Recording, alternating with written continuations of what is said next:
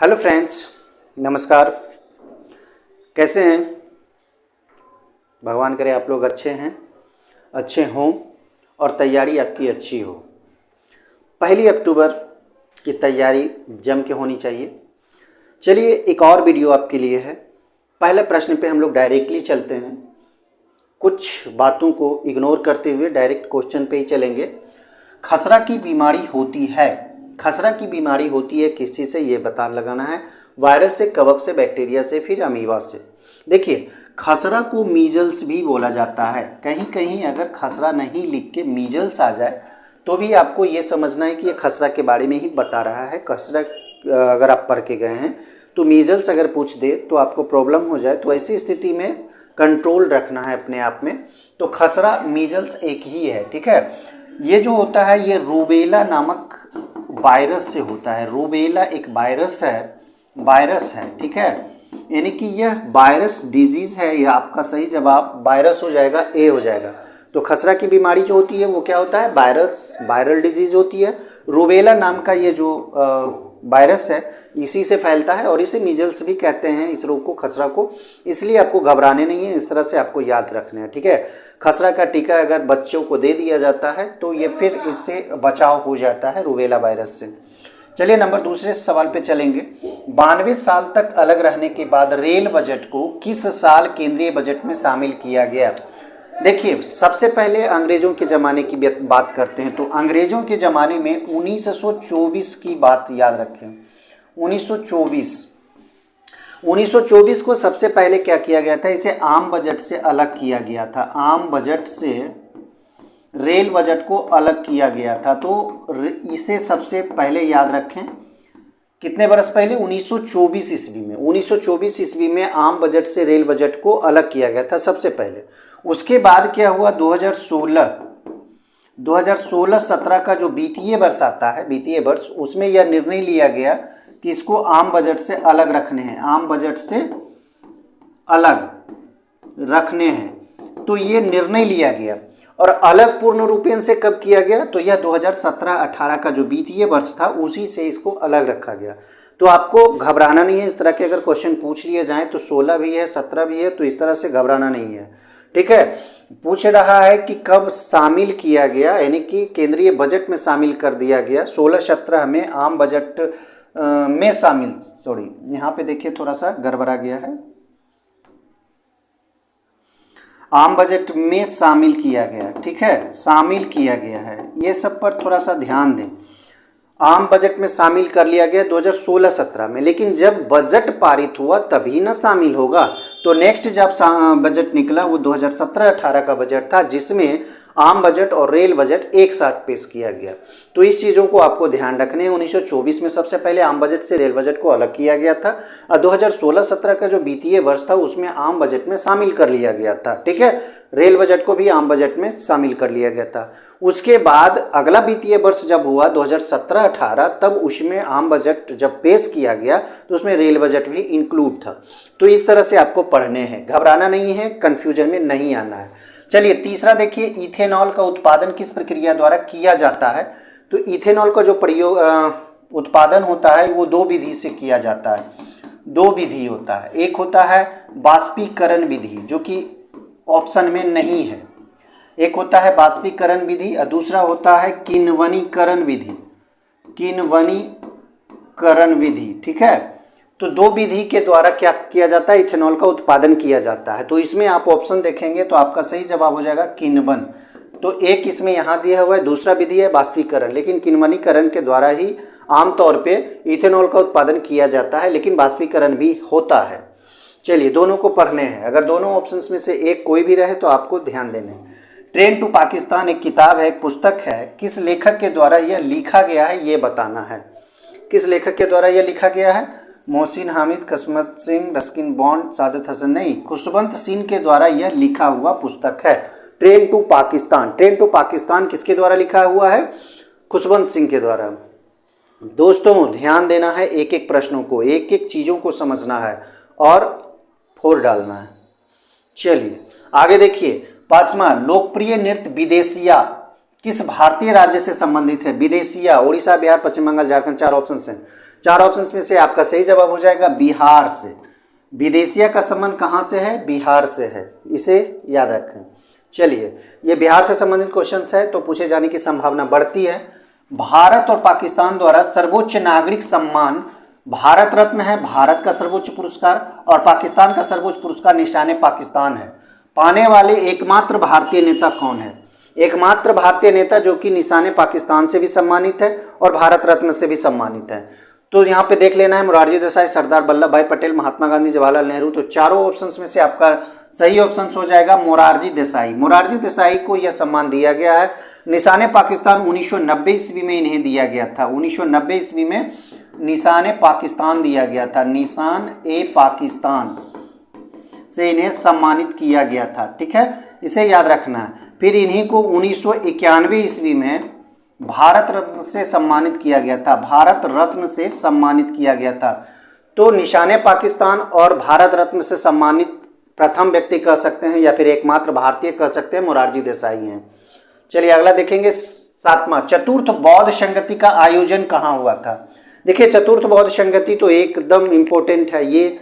ठीक है, तो बौद्ध धर्म से संबंधित है और इससे आने की संभावना है, इसलिए चारों को पढ़ लेंगे। चारों में सबसे पहले आप देखेंगे प्रथम बौद्ध संगति। तो प्रथम बौद्ध संगति जो हुआ था ये 483 ईसा पूर्व में हुआ था, 483 ईसा पूर्व में हुआ था। और किसके शासनकाल में हुआ था? ये अजात शत्रु के शासनकाल में हुआ था। अजात शत्रु का शासनकाल था। और सबसे पहले राजगीर में हुआ था, ये भी आपको याद रखने हैं। ठीक है, पहला जो हुआ था 483 ईस्वी में हुआ था, अजात शत्रु के शासनकाल में राजगीर में हुआ था। अगर दूसरा बौद्ध संगति की बात करें, द्वितीय की अगर बात करें, तो द्वितीय जो हुआ था 100 वर्षों के बाद हुआ था, यानी कि 383 ईसा पूर्व में हुआ था। और किसका शासनकाल था? कालाशोक के शासनकाल था। उस समय कालाशोक का शासनकाल था। और कहाँ हुआ था? वैशाली में हुआ था। ये जो बौद्ध संगति हुआ था ये वैशाली में किया गया था। तृतीय की अगर हम बात कर ले, तृतीय को भी आप याद रखें।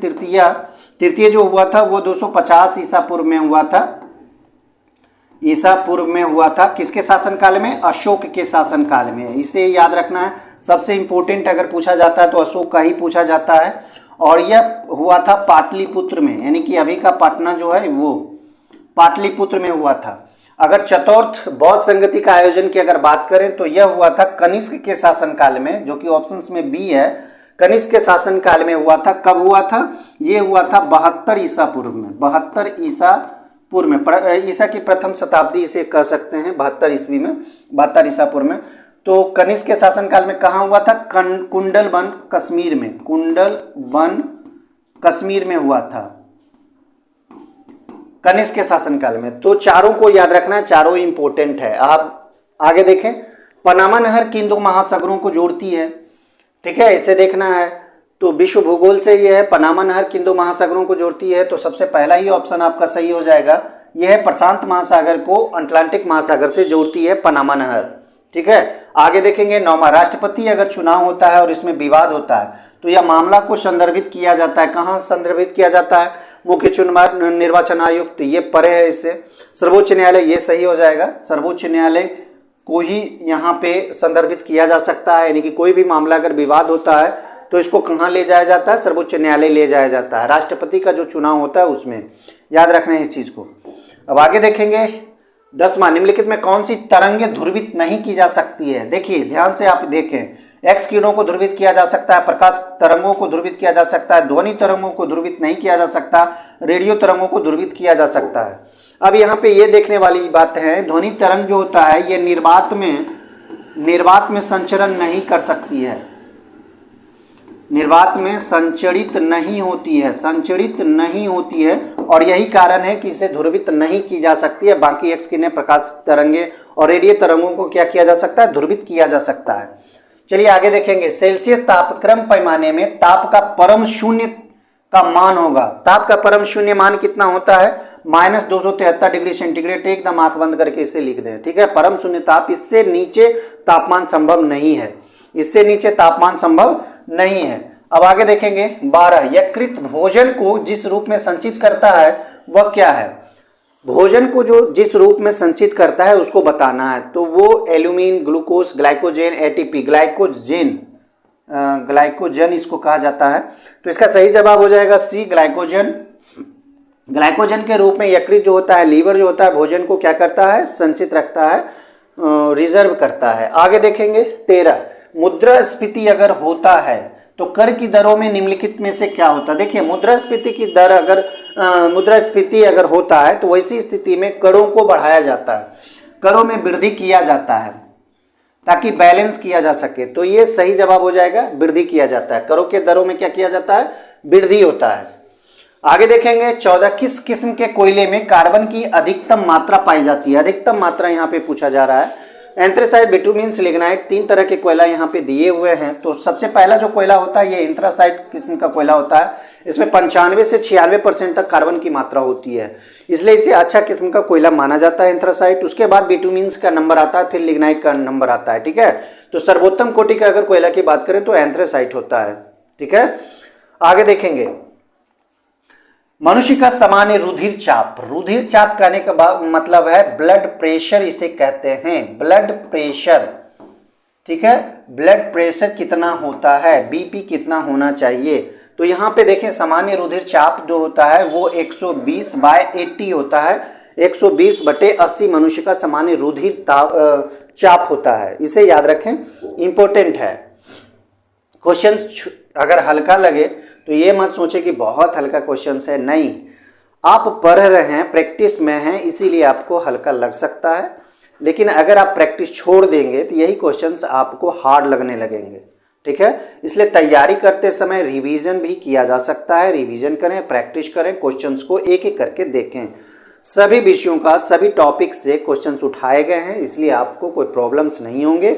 जीएस के जो प्रश्न पूछे जाएंगे आपके परीक्षा में, उसके लिहाज से बहुत इंपॉर्टेंट है। जीएस आपका कवर हो जाएगा जितना दिन होगा, यानी कि अगर आप यहाँ से भी देखें तो 13-14 दिनों का समय बचता है। 13-14 दिन में, और प्लस पिछला अगर आप देखें 32-33 प्रैक्टिस सेट हो चुके हैं।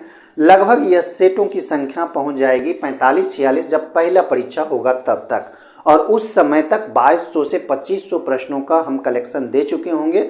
और वैसी स्थिति में 70 से 75% लर्ने की गारंटी है। आप जब परीक्षा हॉल से बाहर निकलेंगे तो आप देखेंगे और मिलान करेंगे, तब आप हमें कमेंट करके बताएंगे। ठीक है, 16 नंबर हम देखेंगे, निम्नलिखित में से कौन सा एक नाइट्रोजनीय उर्वरक नहीं है, ये बताना। देखिए अमोनियम सल्फेट उर्वरक है, नाइट्रोजन से युक्त, यूरिया में भी नाइट्रोजन है, अमोनियम नाइट्रेट तो है ही। सुपर फॉस्फेट में नाइट्रोजन नहीं होता है, सुपर फॉस्फेट में नाइट्रोजन नहीं होता है। आगे देखेंगे 17, जैव विविधता अभियान सम्मेलन का सचिवालय कहाँ स्थित है, ये बताना है। जैव विविधता अभियान का सचिवालय कहाँ है, लंदन है, इटली है, मॉन्ट्रियल है, टोरंटो है। तो इसका सही जवाब मॉन्ट्रियल हो जाएगा। और जैव विविधता दिवस कब मनाया जाता है, दिवस की अगर बात करें तो 22 मई को मनाया जाता है। इसे भी आप नोट कर लें और इसे याद रखें। जैव विविधता दिवस कब मनाया जाता है, 22 मई को मनाया जाता है। और इसका सम्मेलन का जो सचिवालय है ये मॉन्ट्रियल में स्थित है। चलिए यहाँ पे 2 प्रश्न आपको दिख गए। ब्रिटिश संसद के लिए चुना जाने वाला पहला भारतीय कौन था, ये बताना है। केशव चंद्र सेन, दादा भाई नौरोजी, न्यायाधीश रानाडे या फिर बहराम जी मलवाड़ी। इसका सही जवाब हो जाएगा दादा भाई नौरोजी, जो कि चुने गए थे, ब्रिटिश संसद के लिए चुने गए थे 1892-93 में। 1892-93 में ये चुने गए थे। ठीक है, ब्रिटिश संसद के लिए सबसे पहला व्यक्ति थे दादा भाई नौरोजी। अब आगे देखेंगे 19, वाईफाई का पूरा नाम। देखिए एकदम आसान है, वायरलेस फ्लेक्सिबिलिटी या फिर वायरलेस फिडेलिटी, वायर्ड फीचर्स। उपरोक्त सभी 4 ऑप्शंस हैं। 4 ऑप्शंस में से आपका वायरलेस फिडेलिटी जो होगा ये आपका सही जवाब हो जाएगा। वायरलेस फिडेलिटी इसका सही जवाब होता है। वाईफाई आसान है लेकिन इंपॉर्टेंट है। चलिए 20वां, भारत का राष्ट्रपति अपने पद पर पुनर्निर्वाचन के लिए कितने बार खड़ा हो सकता है। कोई भी राष्ट्रपति जब भारत का राष्ट्रपति बनता है, कितने बार तक वह निर्वाचन के लिए खड़ा हो सकता है, पुनर्निर्वाचन के लिए? 1 बार, 2 बार, 3 बार, जितनी बार चाहे। तो यहाँ पे जो संविधान में वर्णित है, संविधान में कहीं भी यह वर्णित नहीं है, इसकी संख्या लिमिट नहीं की गई है, इसलिए जितनी बार चाहे राष्ट्रपति अपने पद पर पुनर्निर्वाचन के लिए खड़ा हो सकता है। आगे देखेंगे 21 नंबर, भिलाई इस्पात संयंत्र किसकी मदद से स्थापित किया गया है। तो भिलाई इस्पात संयंत्र की स्थापना कब की गई है, तो 1955 ईस्वी में की गई है। 1955 ईस्वी में की गई है भिलाई इस्पात संयंत्र किसकी मदद से, तो यह रूस के मदद से की गई है। रूस की मदद से भिलाई इस्पात संयंत्र की स्थापना 1955 ईस्वी में की गई है। आगे देखेंगे 22, विश्व विरासत दिवस कब मनाया जाता है? विश्व विरासत दिवस की अगर हम यहाँ पे चर्चा करें तो 18 अप्रैल को मनाया जाता है। विश्व विरासत दिवस 18 अप्रैल को मनाया जाता है और सबसे पहला बार यह जो मनाया गया था 1983 ईस्वी में मनाया गया था। इसे भी आपको नोट करने हैं, याद रखने हैं। 1982 का जो संयुक्त राष्ट्र संघ का जो बैठक हुआ था उसमें यह निर्णय लिया गया था 18 अप्रैल को विश्व विरासत दिवस मनाया जाए, तो यह 1983 से शुरू हो पाया था। आगे देखेंगे प्रेस की स्वतंत्रता, 23वां देखिए, प्रेस की स्वतंत्रता भारतीय संविधान के किस अनुच्छेद से मिलती है? प्रेस की स्वतंत्रता पूछा जा रहा है, यानी कि कहने का मतलब है अभिव्यक्ति की स्वतंत्रता। प्रेस की स्वतंत्रता मतलब अभिव्यक्ति की स्वतंत्रता, और यह वर्णित है अनुच्छेद 19 में। अनुच्छेद 19 स्वतंत्रता का मौलिक अधिकार देता है, स्वतंत्रता का मौलिक अधिकार देता है। तो 19 से 22 तक, अनुच्छेद 19 से 22 तक ये स्वतंत्रता का अधिकार है। तो 19 जो बताता है ये अभिव्यक्ति की स्वतंत्रता यानी कि प्रेस की स्वतंत्रता से संबंधित है। अनुच्छेद 21 जो है ये प्राण एवं दैहिक स्वतंत्रता है, प्राण एवं दैहिक स्वतंत्रता है, इसे भी आप याद रखें, स्वतंत्रता है, ठीक है। उसके बाद अनुच्छेद 14 अगर कहें कानून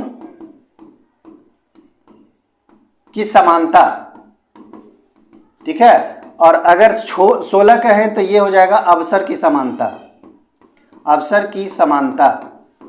अवसर की समानता, कोई भी नौकरी हो या कुछ भी हो उसमें अवसर की समानता दी गई है अनुच्छेद 16 में।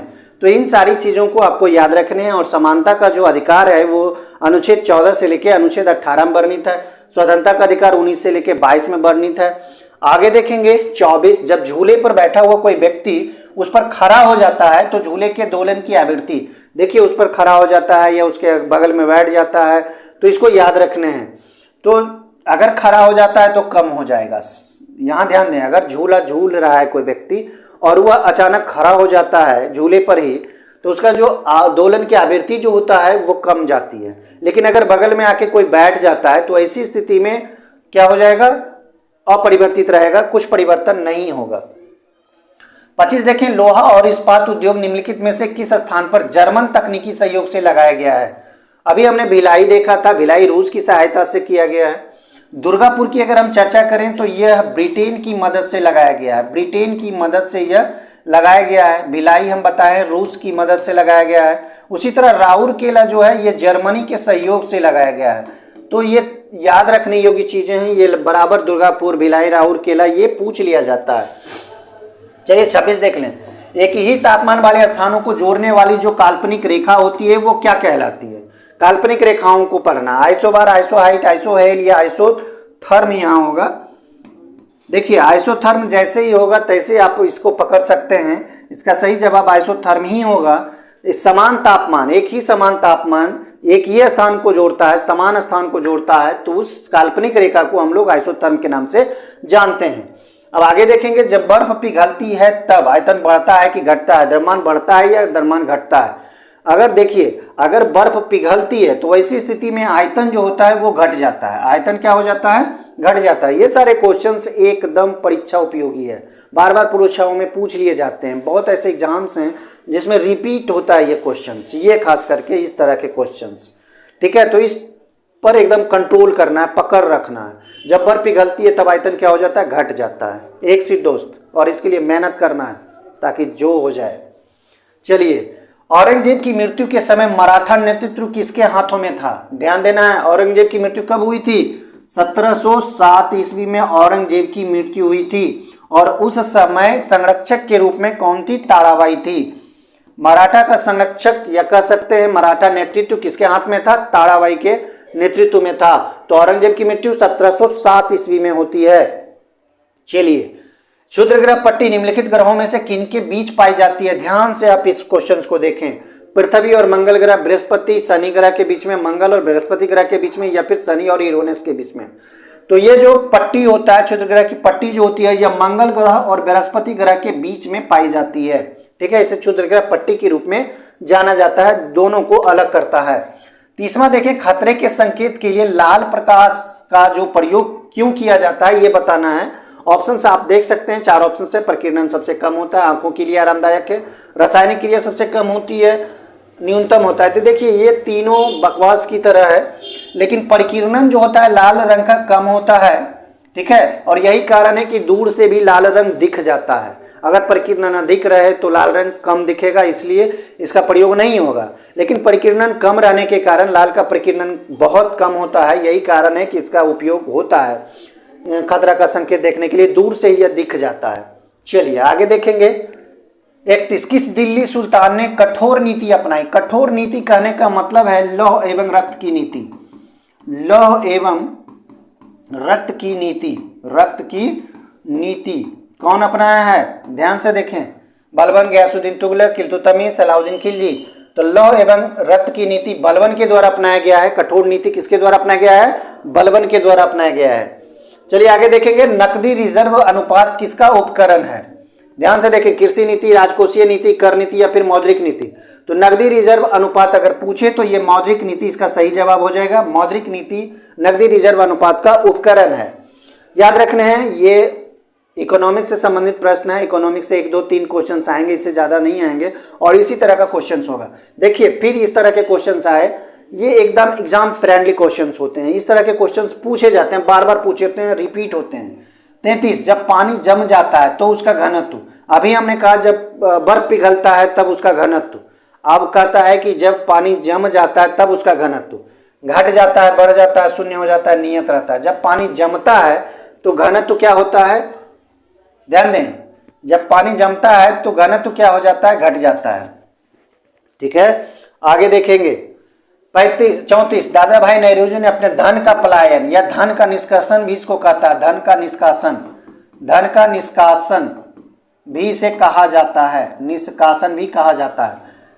British rule and its consequences किस पुस्तक में वर्णन किया? ये बताना है। Poverty and British rule in India, ये पुस्तक है। Nature of British colonial rule, exploitative nature of British rule in India. तो 4 ऑप्शन हैं, 4 ऑप्शन में से धन का प्लान यानी कि धन का निष्कासन जो हुआ है, ये poverty and un British rule in India नामक पुस्तक में की गई है 1867 ईस्वी में। यह पुस्तक में कब किया गया है? 1867 ईस्वी में धन का प्लायन यानी कि धन का निष्कर्षण की व्याख्या इसमें की गई है। तो इसे ध्यान से देखें, ये बहुत इंपॉर्टेंट है। चलिए 35 देखिए, इंटरनेट टेक्नोलॉजी में प्रयुक्त एक शब्द है URL। URL इसका फुल फॉर्म पूछ रहा है, क्या अभिप्राय है ये बताना है। यूनिक रिमोट लोकेटर ये नहीं होगा, यूनिक रिसोर्स लोकेटर ये भी नहीं होगा, यूनिफॉर्म रिमोट लोकेटर ये भी नहीं होगा, यूनिफॉर्म रिसोर्स लोकेटर ये इसका सही जवाब हो जाएगा। ठीक है, इसका सही जवाब यूनिफॉर्म रिसोर्स लोकेटर होगा। चलिए 36 देखिए, प्रथम भारतीय साम्राज्य स्थापित किया गया था। ये यहीं से शुरू हो जाता है, कनिष्क द्वारा, हर्ष द्वारा, चंद्रगुप्त मौर्य द्वारा, समुद्रगुप्त द्वारा। तो भारतीय साम्राज्य की अगर चर्चा की जाए तो यहाँ पे चंद्रगुप्त मौर्य इसका सही जवाब हो जाएगा। चंद्रगुप्त मौर्य इसका सही जवाब होगा। प्रथम भारतीय साम्राज्य की स्थापना इसी के द्वारा की गई है। अगला देखिए, निम्नलिखित अभिलेखों में से किसमें अशोक का अभिलेख भी पाया गया है? अशोक का अभिलेख उसमें इंक्लूड है। तो महाक्षत्रप रुद्रदामन का जूनागढ़ अभिलेख। देखिए अब 4 ऑप्शंस में से आपका पहला ऑप्शन से ही सही हो जाएगा। चलिए आगे देखने की जरूरत ही नहीं है, रुद्रदामन का जूनागढ़ अभिलेख। आगे देखें, 26 नवंबर जाना जाता है, किस दिवस के रूप में 26 नवंबर को मनाया जाता है? ध्यान से देखें, 4 ऑप्शन है आपके। तो राष्ट्रीय विधि दिवस के रूप में इसे मनाया जाता है, राष्ट्रीय विधि कानून दिवस के रूप में कह सकते हैं। विधि दिवस के रूप में 26 नवंबर को जाना जाता है। मानवाधिकार दिवस की अगर बात करें तो 10 दिसंबर को मनाया जाता है, 10 दिसंबर को मनाया जाता है। साक्षरता दिवस के रूप में अगर कहें तो 8 सितंबर को मनाया जाता है। ठीक है, पर्यावरण दिवस की अगर बात करें तो 5 जून को मनाया जाता है। तो चारों को आप याद रख लें, चारों ऑप्शंस आपके एकदम इंपॉर्टेंट है, क्वेश्चन बनेंगे। रेड पांडा विंटर कार्निवल कहाँ मनाया जाता है? तो रेड पांडा विंटर कार्निवल जो मनाया जाता है यह सिक्किम का एक मुख्य पर्व है और यहाँ ये मनाया जाता है। Red panda winter carnival Sikkim में मनाया जाता है। सिक्किम की जो राजधानी है गंगटोक, वहाँ। 40 देखें, भारतीय संविधान के किस संशोधन या अधिनियम के तहत वस्तु एवं सेवा कर लागू किया गया? वस्तु एवं सेवा कर। ठीक है, तो यह 101वां संविधान है। 101वां संविधान संशोधन है जिसके तहत वस्तु एवं सेवा कर को लागू किया गया है। ठीक है, और यह कब किया गया है? 1 जुलाई को किया गया है 2017 ईस्वी। यह लागू कब किया गया है? 1 जुलाई 2017 ईस्वी। तारीख और सन को भी याद रखें। तो वस्तु एवं सेवा कर जो लागू किया गया है 101वां संविधान संशोधन है, 1 जुलाई 2017 को इसे लागू किया गया है। तो दोनों क्वेश्चंस आ सकते हैं, किसी तरह से भी पूछा जा सकता है। एक तारीख देखें, कौन राजा हर्षवर्धन का दरबारी कवि था? आनंद भट्ट, वल्लाल, जयचंद्र, बाणभट्ट। तो 4 ऑप्शंस में से आपका जो डी ऑप्शन है बाणभट्ट इसका सही जवाब हो जाएगा। बाणभट्ट कादम्बरी के लेखक हैं, इसे भी आपको याद रखने हैं। कादम्बरी में ही हर्षवर्धन का कुछ कुछ उल्लेख मिलता है। चलिए आगे देखें 42, भारत से मयूर सिंहासन कौन लेकर गया था? मयूर सिंहासन कौन बनवाया था? सबसे पहले ये देखें, और पहला शासक जो मयूर सिंहासन पर बैठा था, तो पहला शासन कौन था? मयूर सिंहासन को कौन बनाया था? शाहजहां ने। शाहजहां ने मयूर सिंहासन बनाया था और प्रथम शासक था जो कि मयूर सिंहासन पर बैठा था, तो शाहजहां ने बनाया था। ले कौन गया था? नादिर शाह, अहमद शाह, मोहम्मद बिन तुगलक, चंगेज खान। तो नादिर शाह जो कि ईरानी शासक था, यह क्या था? ईरानी शासक था, ईरानी शासक। ये नादिर शाह भारत पर आक्रमण किया था। उस समय नादिर शाह जब आक्रमण किया था उस समय कौन था? मुगल काल का जो शासक था वो कौन था? उस समय शासक था, मुगल शासक कह सकते हैं, मुगल शासक ये कौन था? मोहम्मद शाह था, मोहम्मद शाह। यानी कि ये अंतिम शासक है जो कि मयूर सिंहासन पर बैठा था। अंतिम शासक है जो कि मोहम्मद शाह है जो कि मयूर सिंहासन पर बैठा था। मयूर सिंहासन में रत्न जड़ित, ढेर सारे रत्न उसमें जड़ित थे। पितरा दोहरा का काम भी किया गया था मयूर सिंहासन पर और बहुत कीमती था एक तरह से। तो नादिर शाह क्या किया था? 1739 ईस्वी में, 1739 ईस्वी में आक्रमण जब दिल्ली पर किया था तो वो लूट कर ले गया था ढेर सारी चीजें, जिसमें से मयूर सिंहासन को भी उठा पुठा के लेके चल गया था। कोहिनूर हीरा था वो भी ले गया था नादिर शाह, ईरान ले गया था। तो भारत से मयूर सिंहासन कौन लेकर गया था? इसका सही जवाब नादिर शाह हो जाएगा जो कि ईरानी शासक था। वो 1739 ईस्वी में दिल्ली पर आक्रमण किया था और दिल्ली पर आक्रमण जिस समय किया था उस समय मुगल शासक मोहम्मद शाह था जो कि अंतिम शासक था। ये भी क्वेश्चन पूछ देता है कि मयूर सिंहासन पर बैठने वाला अंतिम शासक मुगल शासक कौन था? तो मोहम्मद शाह हो जाएगा। और प्रथम शासक जिसने मयूर सिंहासन का निर्माण किया था तो शाहजहां हो जाएगा, या फिर प्रथम शासक जो कि मयूर सिंहासन पर बैठा था तो शाहजहां हो जाएगा। इस तरह से आपके क्वेश्चंस तैयार होंगे ढेर सारे। चलिए 43, निम्नलिखित में से किस भारतीय राज्य की कोई तटरेखा नहीं है? गुजरात की है, बिहार की नहीं है। देखिए बिहार तो बीचों बीच में स्थित है, ये नेपाल की तराई में है, इसलिए तट कहने का मतलब है तटरेखा, ये समुद्री नहीं है। पश्चिमी बंगाल हो जाएगा, आंध्र प्रदेश हो जाएगा। बिहार तो एकदम आसानी से इसे बना सकते हैं, और कॉन्फिडेंस में ना बनाएं। 44 है, डियागो गार्सिया क्या है? देखिए फर्स्ट में ऑप्शन इसका है, एक द्वीप है जो कि हिंद महासागर में स्थित है। हिंद महासागर, हिंद महासागर का एक द्वीप है।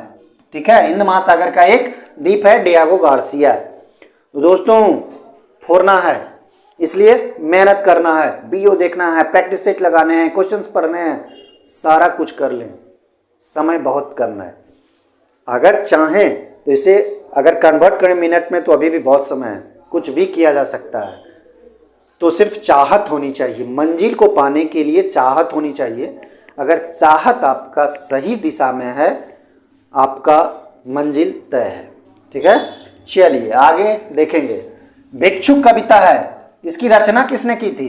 महादेवी वर्मा, सूर्यकांत त्रिपाठी निराला, सुभद्रा कुमारी चौहान या फिर सुमित्रा नंदन पंत? आपका सही ऑप्शन फर्स्ट में ही है, सूर्यकांत त्रिपाठी निराला के द्वारा भिक्षुक कविता का रचना किया गया। भिक्षुक इंपॉर्टेंट है। अंतःस्रावी ग्रंथियों के स्राव क्या कहलाते हैं? रस है, विलयन है, हार्मोन्स है, स्राव है। तो अंतःस्रावी ग्रंथि का स्राव जो होता है वो हार्मोन्स के नाम से जाना जाता है, हार्मोन्स के नाम से जाना जाता है। याद रखने हैं, याद रखने वाली चीजें हैं। अब देखिए इसको सुमेलित करना है। ठीक है, कैसे कैसे सुमेलित आप कर सकते हैं ध्यान से देखें। संजीवनी के संपादक के मित्रा, ये देखिए ठीक है, संजीवनी के जो संपादक हैं ये के मित्रा हैं। संध्या के संपादक बी उपाध्याय है। तो इस तरह से आपको मिलान करने हैं, संध्या के बी उपाध्याय। यंग इंडिया के लाला लाजपत राय हो जाएंगे। हालांकि यंग इंडिया महात्मा गांधी भी किए हैं, लेकिन यहाँ पे यंग इंडिया लाला लाजपत राय। नवजीवन का महात्मा गांधी, ये सही मिला हुआ है। मराठा का बीजी तिलक यानी कि बाल गंगाधर तिलक, ये भी सही मिला हुआ है। तो इस तरह से आप देख सकते हैं संध्या B Upadhyay, young India Lala Lajpat Rai, बाकी सबका मिलान सही है। संजीवनी के मित्रा, नवजीवन महात्मा गांधी और मराठा बीजी तिलक संपादक के रूप में। चलिए आगे 48 देखिए, सूची 1 को सूची 2 के साथ मिलान करना है, कूट का प्रयोग करके सही करना है। ठीक है, तो कूट हम लिए नहीं है नीचे में, सिर्फ मिलान कर देना है, यहीं से आप लोग समझ जाएंगे। देखिए बैतूल शहर है एक, बैतूल शहर जो है ये ताप्ती नदी के किनारे स्थित है। जगदलपुर की अगर बात करें तो जगदलपुर जो होगा ये इंद्रावती नदी के किनारे स्थित है। जबलपुर की अगर बात करें तो यह नर्मदा के किनारे, और उज्जैन है क्षिप्रा नदी के किनारे। सबसे ज्यादा पूछा जाने वाला क्वेश्चन यही है, उज्जैन क्षिप्रा नदी के किनारे है, तो इसको याद रख लें। बाकी ज्यादातर नहीं पूछा जाता, लेकिन उज्जैन पूछा जाता है। उज्जैन जो है किस नदी के किनारे स्थित है, तो ये क्षिप्रा नदी के किनारे स्थित है। सबसे इंपॉर्टेंट है, इसलिए हमने बताया। 49 देखें, सूर्य के परितः हेली धूमकेतु का परिक्रमा पथ बताना है। वृत्ताकार है या दीर्घवृत्तीय है, परवलयाकार है, अति परवलय है। तो 4 ऑप्शन में से आपका सही जवाब हो जाएगा दीर्घवृत्तीय है। सूर्य के परितः जो हेली धूमकेतु का परिक्रमा करता है, किस तरह का है ये बताना है। चलिए 50, ड्यूस शब्द किस खेल से संबंधित है? Billiards, hockey, tennis, bridge. तो ड्यूस शब्द जो है वो टेनिस से संबंधित है। दोस्तों आज का क्लास समाप्त होता है। वीडियो कैसा लगा लाइक करें और क्लास के बारे में कमेंट जरूर करें, ताकि अभी भी समय है और भी इंक्लूड किया जा सके और भी चीज़ों को लाया जा सके। आप कमेंट करें, हमें सजेशंस दें, और तैयारी एकदम जारी रहनी चाहिए, ना नुकुर नहीं, एकदम। अभी समय है, बस अभी समय है। जीवन को सुधारना है तो लगे रहिए। मात्र 13 दिन के बाद एग्जाम्स आपके सामने होगा, और उस एग्जाम्स में सारी चीज़ें, यहाँ तक कि अगर आपका मोहब्बत है उससे, तो कायनात भी आपको उस दिन नहीं रोक सकता है। ठीक है, जय हिंद।